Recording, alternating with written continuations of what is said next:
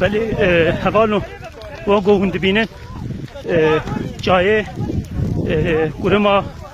و آلوجا و زیتونا